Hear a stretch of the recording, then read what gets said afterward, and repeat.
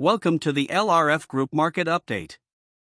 I'm your host, bringing you the latest intelligence on the South Florida and national real estate markets. Today, we are looking at the 2026 Atlantic hurricane season forecast and what it means for builders, developers, and property investors.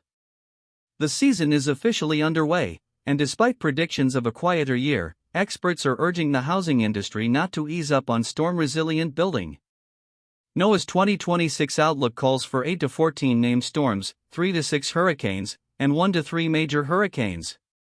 This follows 2025, which was the first season since 2015 where no hurricane made U.S. landfall.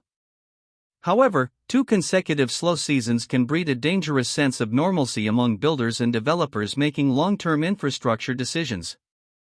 It is crucial to remember that a season without a major landfall is not a season without risk.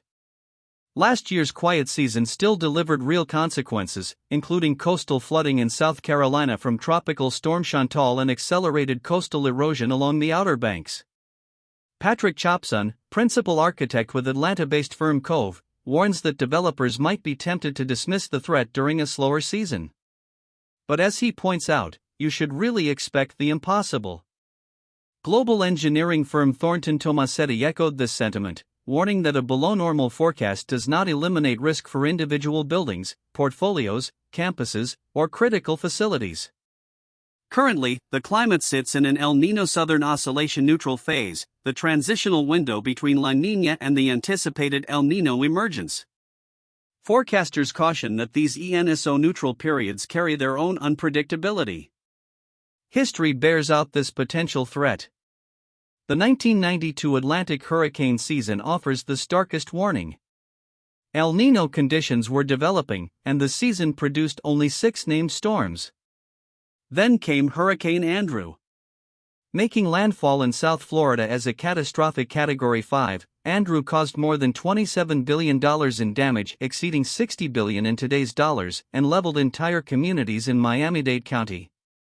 Andrew's destruction led to a lasting policy response. Florida overhauled its building codes, adopting some of the most stringent hurricane construction standards in the nation. These reforms have been credited with meaningfully reducing structural damage in subsequent storms. Chopson notes that conditions this season structurally resemble those of 1992.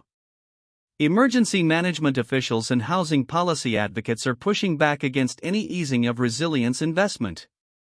While consecutive above-normal seasons had pushed many local governments to accelerate storm-resistant building codes, a quieter forecast could stall that momentum. For investors and builders, the math carries a direct warning: the forecast may be quieter, but the exposure is not. If you are not pricing the risk in appropriately for your particular location, you can be off by 2 times what the actual risk is. If you are navigating this market and need expert guidance on property investment and risk, the LRF Group specializes in luxury residential and commercial real estate across Florida and New York. Reach out today for a confidential consultation and let us put over 25 years of proven expertise to work for you. LRF Group, affiliated with Berkshire Hathaway Home Services EWM Realty. Luxury is what we move. Licensed in Florida and New York. Our services for your world.